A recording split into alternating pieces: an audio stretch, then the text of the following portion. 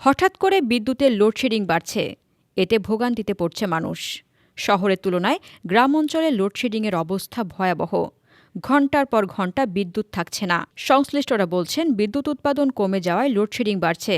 Gas সংকট ও রক্ষণাবেক্ষণ কাজের জন্য সক্ষমতা থাকলেও প্রায় 10,000 মেগাওয়াট বিদ্যুৎ কম উৎপাদন হচ্ছে। ঢাকায় বিদ্যুৎ সরবরাহ করে ঢাকা পাওয়ার ডিস্ট্রিবিউশন কোম্পানি ও ঢাকা ইলেকট্রিক সাপ্লাই কোম্পানি। বিতরণ কোম্পানিগুলো বলছে, চাহিদার অর্ধেক বিদ্যুৎও মিলছে না, তাই লোডশেডিং বেড়েছে। এতে ভোগান্তিতে পড়ছে মানুষ। ব্যবসা বাণিজ্যে ক্ষতি হচ্ছে, ব্যাহত হচ্ছে সেচ কার্যক্রম। ক্ষুদ্র ও মাঝারি শিল্পে বড় ধরনের ক্ষতির শঙ্কা করছেন ব্যবসায়ীরা। বিশেষজ্ঞরা বলেন, জ্বালানি নিশ্চিত না করেই একের পর এক বিদ্যুৎ কেন্দ্র নির্মাণ করেছে বিগত আওয়ামী লীগ সরকার। চাহিদাকেও বিবেচনায় নেওয়া হয়নি, ফলে প্রতি বছর বড় সময় অলস বসিয়ে রাখতে হয়েছে বিদ্যুৎ কেন্দ্র। দিতে হয়েছে অলস কেন্দ্রের ভাড়া। খরচের চাপ সামলাতে ভোক্তা পর্যায়ে দাম বেড়েছে, সরকারের দায় বেড়েছে। অথচ ৩ বছর ধরে গরম বাড়লেই লোডশেডিংয়ে ভুগতে হচ্ছে মানুষকে। নতুন অন্তর্বর্তী সরকার দায়িত্ব নিয়েও পড়েছে একই সমস্যায়। বিদ্যুৎ কেন্দ্র চালানোর জন্য পর্যাপ্ত জ্বালানি নেই, ফলে বাড়ছে লোডশেডিং। সোমবার গড়ে ২,০০০ মেগাওয়াটের বেশি লোডশেডিং করতে হয়েছে। বিদ্যুৎ বিতরণের সঙ্গে সংশ্লিষ্টরা বলেছেন, দৈনিক প্রায় ২,৫০০ মেগাওয়াট লোডশেডিং হচ্ছে। পাওয়ার গ্রিড কোম্পানির ওয়েবসাইটের তথ্য বলছে, সোমবার বেলা ৩টায় ১,৮৭৪ মেগাওয়াট লোডশেডিং হয়।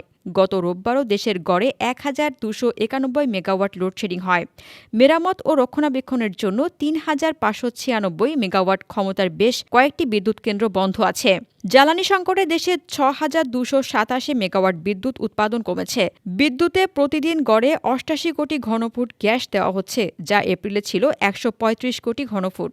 বিগত সরকারের আমলে বিদ্যুৎ ও জ্বালানি খাতের বড় সুবিধাভোগী ছিল সামিট গ্রুপ। এ গ্রুপটির এলএনজি টার্মিনাল বন্ধ থাকায় গ্যাসের সরবরাহ কমেছে। এতে বড় সংকট তৈরি হয়েছে। জ্বালানি সংকটের পাশাপাশি ভারত থেকে বিদ্যুৎ আমদানি কমেছে। ত্রিপুরা থেকে ঘণ্টায় ১৬০ মেগাওয়াটের স্থানে ৬০ থেকে ৯০ মেগাওয়াট বিদ্যুৎ পাওয়া যাচ্ছে। ভারতের সরকারি বেসরকারি খাত থেকে ভেড়ামারা দিয়ে ১,০০০ মেগাওয়াট বিদ্যুৎ আসার কথা থাকলেও মিলছে ৮৮০ মেগাওয়াট।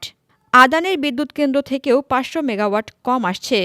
পিজিসিবির তথ্য মতে, গতকাল দুপুর ৩টায় বিদ্যুতের চাহিদা ছিল ১৪,৭৫০ মেগাওয়াট, আর বিদ্যুৎ উৎপাদন হয় ১২,৭৮৮ মেগাওয়াট। দেশের মোট বিদ্যুৎ উৎপাদন সক্ষমতা ২৭,০০০ মেগাওয়াটের বেশি। ঢাকা ২ বিদ্যুৎ বিতরণ কোম্পানি ডিপিডিসি ও ডেসকো তথ্য বলেছে, ঢাকায় বিদ্যুতের ঘাটতি ছিল ৪০০ মেগাওয়াট। পরিস্থিতি সামলাতে ডেসকোকে অঞ্চলভেদে ৩ থেকে ৪ বার লোডশেডিং করতে হয়। ডিপিডিসির এলাকায় ২ থেকে ৩ বার লোডশেডিং হয়। বিদ্যুৎ বিক্রয় বাবদ বকেয়া অর্থ আদায়ে অন্তর্বর্তী সরকারকে তাগাদা দিচ্ছে ভারতের গৌতম আদানির প্রতিষ্ঠান আদানি গ্রুপ। গ্রুপের কর্মকর্তাদের দাবি, বাংলাদেশের কাছে তাদের পাওনা বর্তমানে প্রায় $৫০ কোটি। বিদ্যুৎ উন্নয়ন বোর্ড পিডিবি সূত্র বলেছে, তরলীকৃত প্রাকৃতিক গ্যাস সরবরাহের একটি টার্মিনাল ৩ মাস ধরে বন্ধ। এতে গ্যাসের সরবরাহ বাড়ছে না। গ্যাসভিত্তিক বিদ্যুৎ কেন্দ্র থেকে ১,০০০ মেগাওয়াট উৎপাদন কমেছে।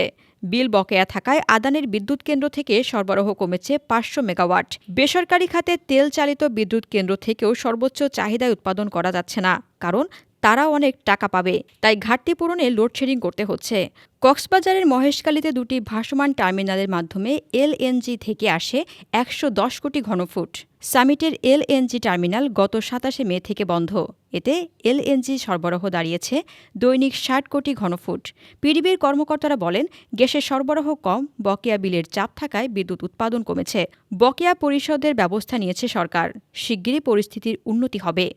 Desk report, বার্তাবাজার।